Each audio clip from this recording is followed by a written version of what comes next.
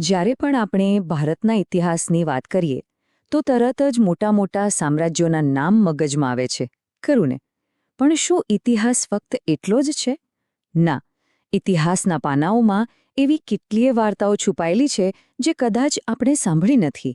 તો આજે આપણે એવી જ એક સફર પર નીકળીશું 13મી થી 17મી સદીના એ સમયમાં, જ્યારે ભારતમાં શક્તિશાળી આદિવાસી સમુદાયોએ પોતાના દમ પર મોટા રાજ્યો સ્થાપ્યા હતા. આ સવાલ ખરેખર વિચારવા જેવો છે ને કે ઇતિહાસમાં હંમેશા મોટા સામ્રાજ્યોને જ કેમ યાદ કરાય છે? શું એમના સિવાય બીજા કોઈ નહોતા? શું એવા લોકો નહોતા જેમની પોતાની આગવી ઓળખ, પોતાની સંસ્કૃતિ અને પોતાનું શાસન હતું? તો જવાબ છે બિલકુલ હતા, અને એમની વાર્તાઓ તો કદાચ એનાથી પણ વધુ રસપ્રદ છે. અને આપણે અહીં કોઈ નાના મોટા કબીલાઓની વાત નથી કરી રહ્યા. ના, આપણે વાત કરી રહ્યા છીએ એવા વિશાળ રાજ્યોની, જેમને પોતાની સેનાઓ હતી, પોતાના રાજાઓ હતા અને એવી સંસ્કૃતિ હતી જેણે સદીઓ સુધી ભારતના મોટા હિસ્સા પર રાજ કર્યું. તો ચાલો એમની જ આ કહાનીમાં ઊંડા ઉતરીએ. તો સૌથી પહેલાં આપણે એ જોઈએ કે આ શક્તિશાળી આદિવાસી સમુદાયો આખા ભારતમાં ક્યાં ક્યાં ફેલાયેલા હતા. આનાથી આપણને એમના પ્રભાવનો એક અંદાજ આવશે. જો પંજાબમાં ખોખર અને ગખ્ખર હતા, તો બિહાર અને ઝારખંડમાં ચેરોએ પોતાની સત્તા જમાવી હતી. પશ્ચિમ ભારતમાં ભીલ લોકોનો દબદબો હતો, તો દક્ષિણમાં મારાવાર અને વેતર જેવા સમુદાયો હતા. અને પૂર્વોત્તરના પહાડો, ત્યાં તો નાગા અને અહોમ જેવા શક્તિશાળી લોકોનું રાજ હતું. મતલબ કે ભારતના લગભગ દરેક ખૂણામાં આ આદિવાસી રાજ્યો એક મોટી રાજકીય તાકાત હતી. હવે એ સમયે મુગલ સામ્રાજ્ય પણ હતું. તો સવાલ એ થાય કે આ આદિવાસી રાજ્યો અને મુગલો વચ્ચે કેવા સંબંધો હતા? વેલ, એનો કોઈ સીધો સાદો જવાબ નથી. જુઓ, એક તરફ ચેરો સરદારો હતા, જેમણે રાજા માનસિંહની મુગલ સેનાનો જબરદસ્ત સામનો કર્યો. પણ બીજી તરફ ગખ્ખર કબીલાના મુખી કમાલ ખાન, એમને તો ખુદ અકબરે મનસબદાર બનાવીને પોતાના દરબારમાં સ્થાન આપ્યો. એટલે કે ક્યાંક સંઘર્ષ હતો તો ક્યાંક સહકાર. આ સંબંધો ખૂબ જ રસપ્રદ અને અનેક સ્તરોવાળા હતા. તો ચાલો હવે એક ઉદાહરણને નજીકથી જોઈએ. આપણે જઈશું મધ્ય ભારતમાં, ગોંડ લોકોની દુનિયામાં. એમના રાજ્યનું નામ હતું ગઢ કટંગા, અને એ પોતાની શાનદાર વહીવટી વ્યવસ્થા માટે મશહૂર હતું. 70,000, હા 70,000. અકબરનામામાં લખ્યું છે કે ગઢ કટંગાના ગોંડ રાજ્યમાં આટલા બધા ગામડા હતા. જરા વિચારો, એ જમાનામાં આ કેટલો મોટો આંકડો હશે. આના પરથી જ એમના રાજ્યની વિશાળતા અને તાકાતનો અંદાજ લગાવી શકાય છે. અને આ વાત કોઈ હવામાં નથી કહેવાઈ રહી. આ એ સમયના ઐતિહાસિક ગ્રંથોમાંથી લીધેલી માહિતી છે, જેમાં સ્પષ્ટપણે ગોંડ રાજ્યના વિસ્તાર અને એમની અદ્ભુત વહીવટી સિસ્ટમ વિશે લખાયેલું છે. આનાથી આપણને એ વાતની ખાતરી થાય છે કે આ બધું કેટલું વ્યવસ્થિત હતું. તો એમની સિસ્ટમ કેવી હતી? ખૂબ જ સ્માર્ટ. આખું રાજ્ય ગઢ નામના જિલ્લાઓમાં વહેંચાયેલું હતું. દરેક ગઢની અંદર 84 ગામડાઓનો સમૂહ હતો, જેને 84 કહેવાતું. અને એ 84ને પણ 12 ગામના નાના એકમોમાં વહેંચવામાં આવતું, જેને બારહોત કહેતા. તમે જુઓ, કેટલી સરસ રીતે ગોઠવેલું હતું બધું. આનાથી શાસન કરવું અને ટેક્સ ભેગો કરવો કેટલું સરળ બની જતું હશે. અને જ્યારે ગોંડ લોકોની વાત થાય ત્યારે રાણી દુર્ગાવતીને કેવી રીતે ભૂલી શકાય?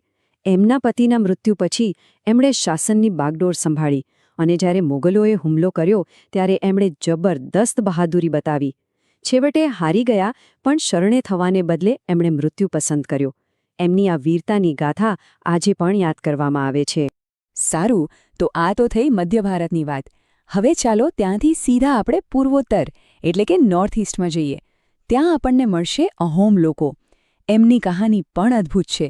સ્થળાંતર, વિજય અને એક નવી જ સંસ્કૃતિના ઘડતરની, જે ગોંડ લોકોથી ઘણી અલગ હતી. અહોમ લોકો મૂળ અત્યારના મ્યાનમારથી 13મી સદીમાં બ્રહ્મપુત્રા ખીણમાં આવ્યા.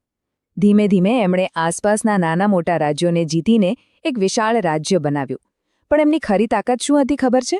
એમની સૈન્ય ટેકનોલોજી. 17મી સદી સુધીમાં તો તેઓ દારૂગોળો અને તોપો બનાવવામાં માહિર થઈ ગયા હતા.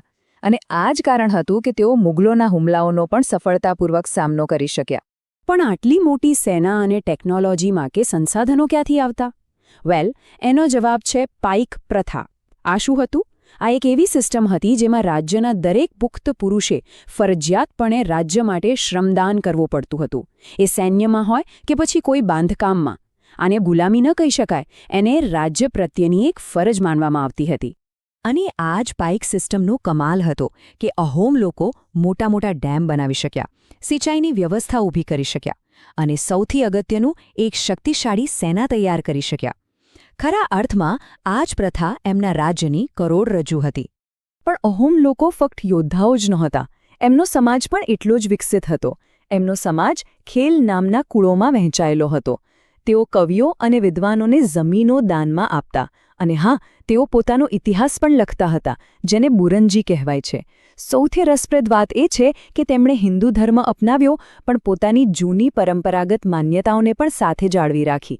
એકદમ અનોખું મિશ્રણ હતું. તો આપણે ગોંડ અને અહોમ જેવા રાજ્યો વિશે જોયું. હવે સવાલ એ છે કે આ બધી વાતોનો અર્થ શું છે?